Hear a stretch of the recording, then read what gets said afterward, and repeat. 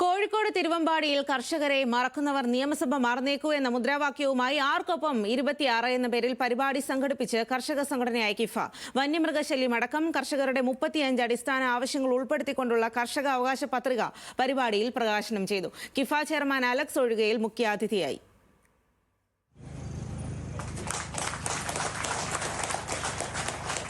വന്യമൃഗശല്യത്തിൽ പൊറുതിമുട്ടിയ തിരുവമ്പാടി മലയോര മേഖലയിലെ കർഷകരാണ് പ്രതിഷേധവുമായി രംഗത്തെത്തിയത്. കർഷകരെ പരിഗണിക്കുന്ന മുന്നണികൾക്ക് മാത്രമേ വോട്ട് നൽകൂ എന്നാണ് ഇവരുടെ പക്ഷം. അധികാരത്തിൽ വരുന്ന മുന്നണി ഏതായാലും കർഷകപക്ഷത്ത് നിലകൊള്ളണമെന്നും കിഫ ചെയർമാൻ അലക്സ് ഒഴുകയിൽ പറഞ്ഞു.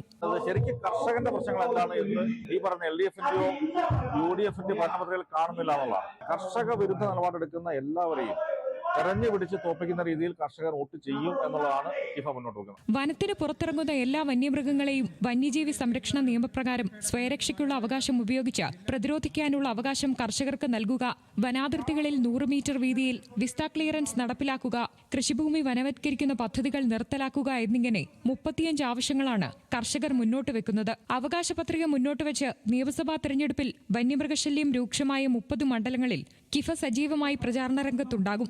ആവശ്യങ്ങൾ അംഗീകരിക്കാത്ത സ്ഥാനാർത്ഥികളെയും മുന്നണികളെയും തോൽപ്പിക്കാൻ ശക്തമായി രംഗത്തിറങ്ങുമെന്നും കിഫ ചെയർമാൻ പറഞ്ഞു. ന്യൂസ് മലയാളം, കോഴിക്കോട്.